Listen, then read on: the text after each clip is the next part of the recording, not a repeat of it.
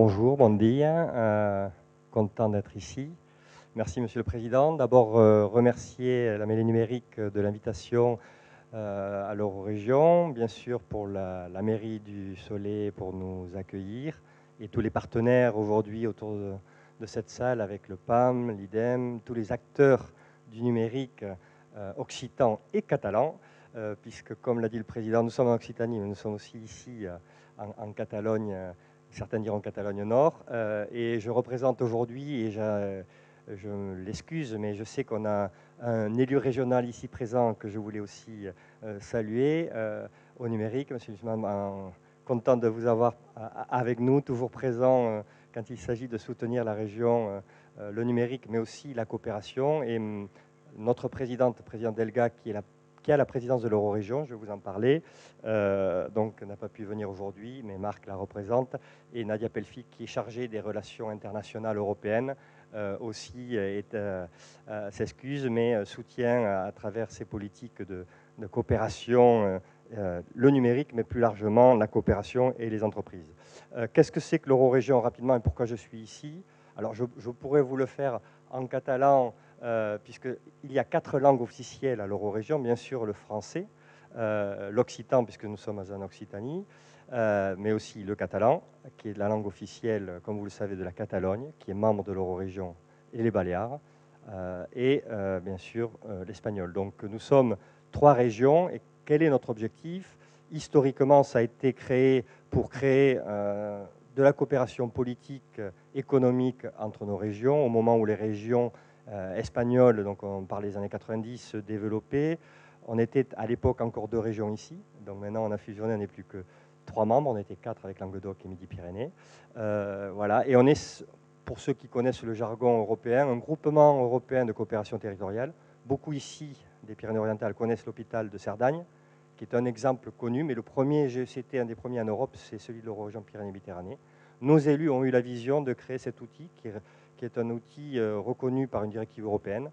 Et en fait, juridiquement, nous sommes considérés comme un organisme de coopération interrégionale et entre États, donc international, mais par l'Europe, reconnu par l'Europe.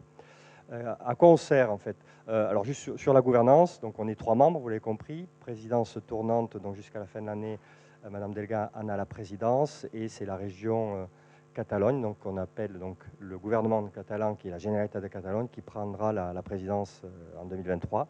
Et le 3e membre, c'est le gouvernement des îles Baléares, qui fait que l'Eurorégion n'est pas simplement une Eurorégion transfrontalière. Certains ici n'aiment pas qu'on parle de frontières. On est vraiment sur 3 régions qui ont la même culture, ont les mêmes habitudes, en tout cas de travailler ensemble, de passer cette montagne, mais aussi d'aller sur les îles. Donc nous sommes la seule Eurorégion en Europe à avoir des îles, membres de cette association politique, économique et culturelle, qui fait qu'on est très tourné vers la Méditerranée. Voilà, donc c'est pour ça qu'ici au Soleil, on est à la fois montagnard, pyrénéen, catalan, mais aussi méditerranéen, qui font, et occitan bien sûr aussi, qui font les traits de cette eurorégion.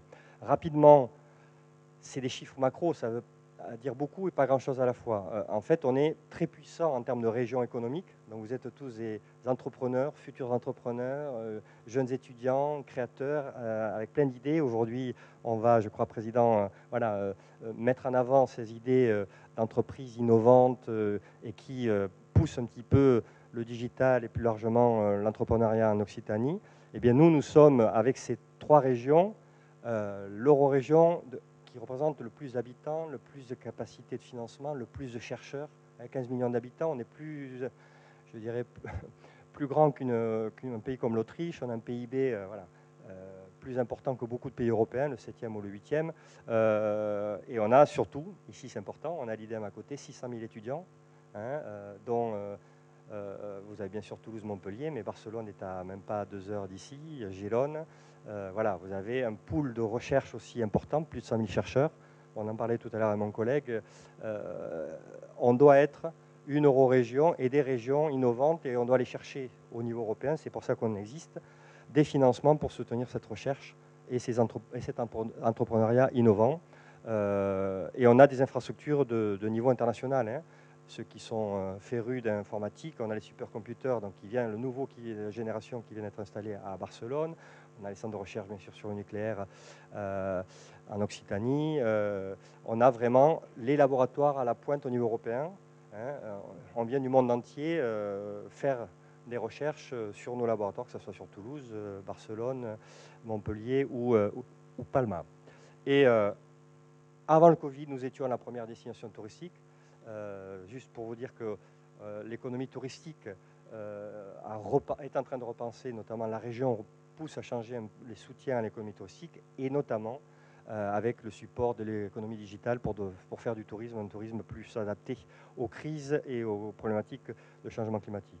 Et ici, nous sommes, alors hier, on a vécu voilà, un épisode de feu, hein, pour ceux qui sont de chez nous, des Pyrénées-Orientales. Donc on subit donc le changement climatique, mais en dépit de ça, on essaye de valoriser nos territoires spécifiques, que sont les parcs naturels, les réserves. Et ici, il faut savoir que dans les Pyrénées et en Eurorégion, on a plus de 35 espaces naturels, donc marins et côtiers. Donc, ce qui fait qu'on est vraiment un territoire attrayant et qui répond aux enjeux des politiques européennes. Et enfin, la région Occitanie, mais pareil pour la Généralité de Catalogne et Baléares, ont un enjeu de devenir d'ici 2030 une région donc, vers la transition énergétique et énergie positive. Qu'est-ce que ça veut dire concrètement? Que les trois régions, l'avantage c'est que les Catalans et les Baléares ont pu mettre en place une loi, puisque c'est leur compétence, contrairement aux régions françaises où la compétence reste de l'État.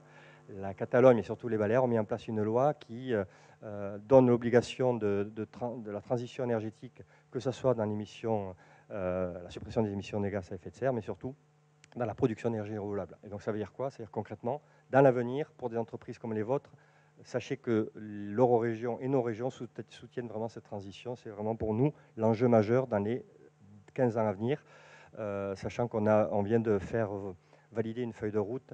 Et bien entendu, le siège, j'ai oublié de le dire, est à Perpignan, mais l'Eurorégion est partout en Occitanie. Donc n'hésitez pas à travers la mêlée, si vous voulez nous contacter, et Pierre Camps qui est ici pour tout ce qui est volet innovation, mon collègue au premier rang, on sera là au moment de l'échange pour vous parler ou pour mieux vous connaître. Concrètement, les secteurs sur lesquels on intervient, vous voyez, c'est les 5 priorités. On retrouve les 5 priorités que nos régions ont en commun, puisqu'il faut qu'on coopère sur des compétences qui sont des compétences de nos régions. Bien entendu, aujourd'hui, c'est l'innovation qui nous réunit, mais pas que, puisque vous avez des métiers transversaux ou des innovations transversales. L'enseignement supérieur et la recherche, on en a parlé avec certains d'entre vous. Voilà, on développe les mobilités de chercheurs, d'étudiants. On aimerait déposer des projets européens avec les universités euro-régionales. On a plus de 16 universités de dimension européenne qui font partie de cette euro-région. Bien sûr, l'environnement et l'énergie, qui sont les secteurs clés pour l'avenir. Toutes ceci sont des compétences de nos trois. Hein, c'est le plus petit dénominateur commun de nos régions. Il faut savoir qu'au sud, ils ont beaucoup plus de compétences. La santé, qu'on n'a pas nous ici, en direct. Hein, c'est pour ça qu'il y a des sujets qu'on n'aborde pas, mais que ça n'empêche pas qu'on peut travailler avec les Catalans et avec les Baléares sur ces thématiques-là. Et vous dire que donc l'objectif aussi, rareté des fonds publics aidants, cela oblige les organismes que nous sommes à être plus compétitifs et à aider les acteurs que vous êtes du territoire à se présenter sur des fonds européens qui sont à chaque fois plus difficiles à avoir. C'est là où l'argent est. Donc vous voyez, on intervient sur toutes les thématiques, Europe créative, Interreg, Horizon Europe, du LIFE. Donc voilà, donc on est là aussi, une petite équipe, certes relative, hein, on est 10 personnes, on est spécialistes de projets européens, mais on est là aussi pour vous aider à réfléchir, trouver surtout des partenaires côté sud. Et on est là aussi aux côtés des agences, que ce soit les clusters, les agences de développement des régions, bien sûr les chambres consulaires. Aujourd'hui, la chambre consulaire Occitanie est présente, donc on est là aussi à vos côtés. Et on a des fonds propres, certes peu, mais on a quelques argent que les régions mettent, puisque le fonctionnement quasiment vient exclusivement des trois régions.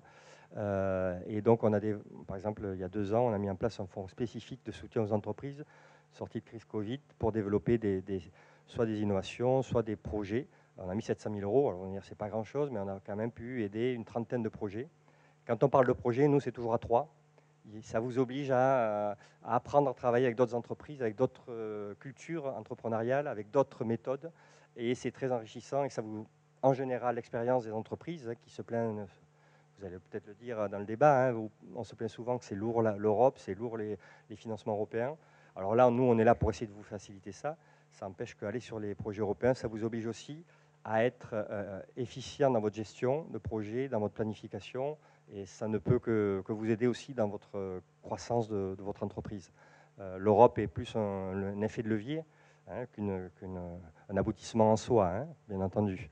Voilà, la feuille de route, j'en ai parlé, je ne vais pas m'étendre plus. Vous l'avez vu, les questions énergétiques, les questions de valorisation de la biodiversité, rien de neuf. On décline ce que l'Europe met dans les grands axes, avec bien sûr le contexte actuel de crise économique, enfin en tout cas d'incertitude économique qui fait qu'il faut être d'autant plus anticipé l'avenir. Donc voilà, on est sur les mêmes grandes lignes donc, que la région, bien entendu. On ne peut pas être aller à contre-courant. Donc vous ne trouverez pas, on n'est pas très innovant en ce sens-là, mais on centre nos efforts sur le soutien de ces thématiques-là. Donc j'ai parlé de l'énergie, là tout ce qui est économie circulaire qui est à la mode aussi. Donc tout ce que vous faites vous, et je suis très curieux de connaître les gagnants de cette année, mais voilà, en fonction de vos thématiques, on sera plus ou moins intéressé par de projets. Et je pense que nos collègues catalans, s'il y en a ici du Sud et Baléares, seraient heureux de travailler avec vous. Sachez que vous avez non seulement des partenaires, un marché potentiel énorme de l'autre côté de la frontière.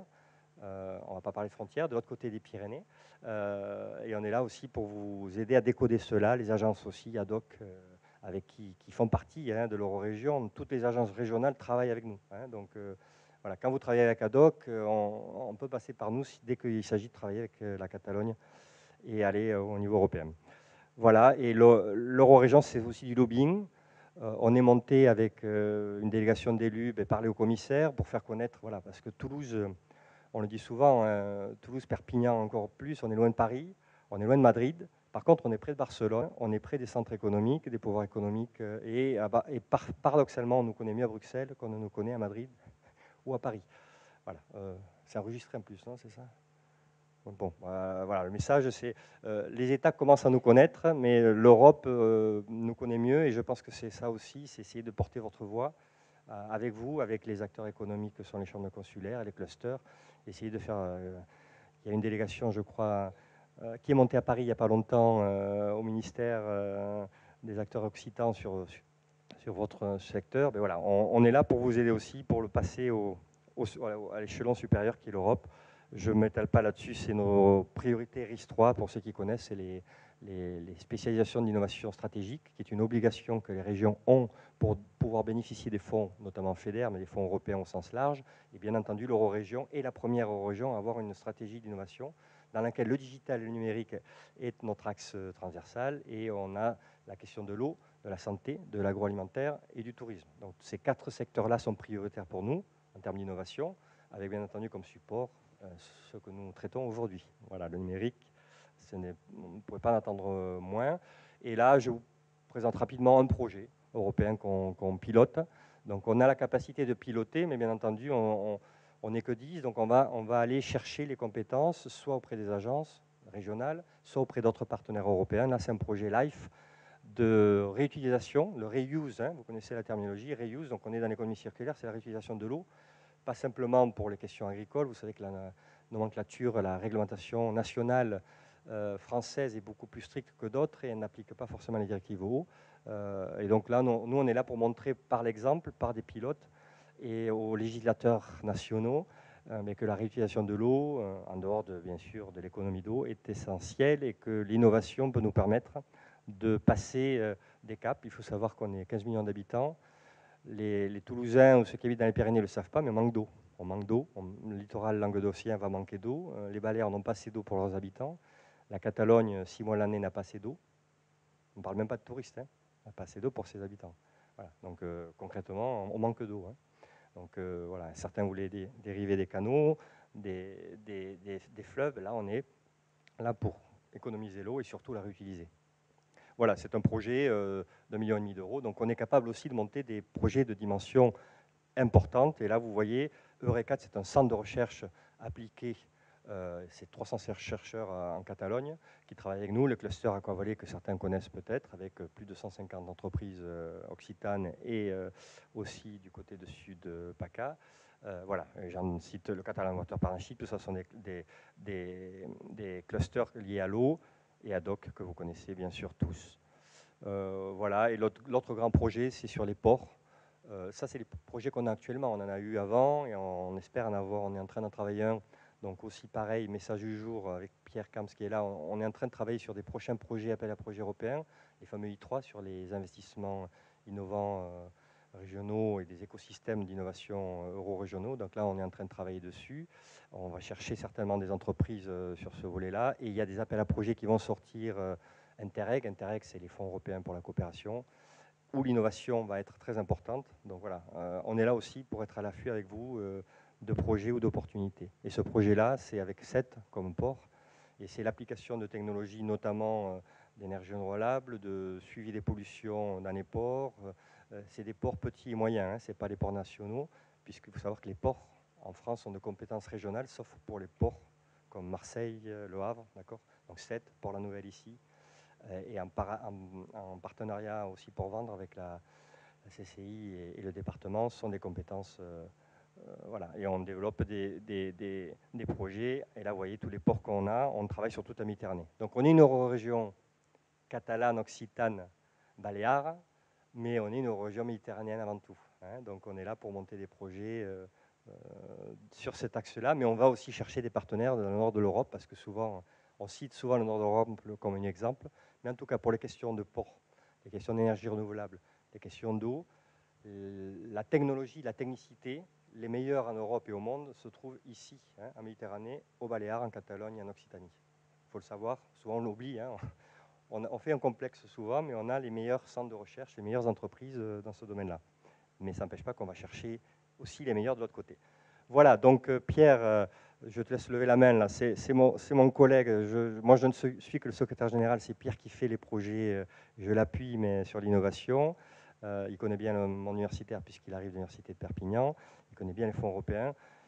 On est ici au centre du monde à Perpignan, mais l'Eurorégion, comme je vous dis, on est partout. Donc on est aussi à Toulouse, à Montpellier, donc on peut venir vous voir et en tout cas, vous êtes les bienvenus à Perpignan. Voilà, en tout cas, merci encore pour m'avoir laissé, j'espère pas avoir été trop long.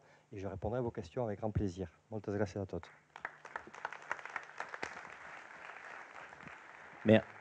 Merci Xavier. On peut peut-être prendre une question ou deux. Est-ce que vous en avez? Et si vous avez une question à poser, levez la main. Vous n'avez pas de question? Ah si, il y a une question. Et je vais la retransmettre après.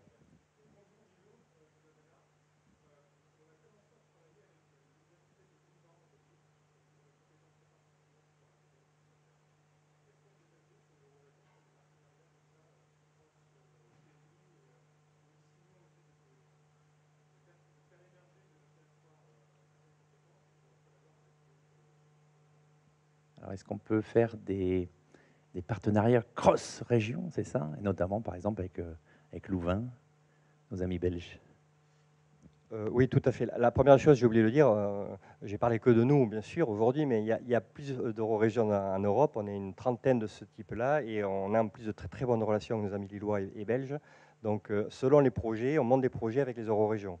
Donc oui, en plus, on peut passer à travers nos collègues de l'autre côté. Et deux, oui, on aide aussi les universités ou les entreprises à monter des projets de... voilà, il y a eu l'appel à projet pour les universités européennes. On a essayé de soutenir certaines entreprises ou universités qui se présentaient. Et là, pour répondre à votre question, oui, il faudrait voir le contenu, si la thématique nous intéresse.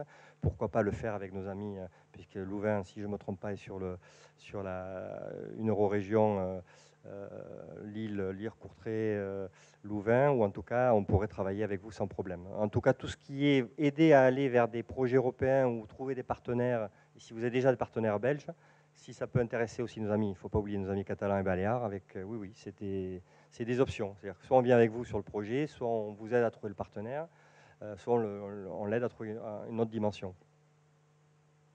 Donc vous pouvez nous voir, on est là pour le déjeuner aussi. Jusqu'à 14h, impeccable.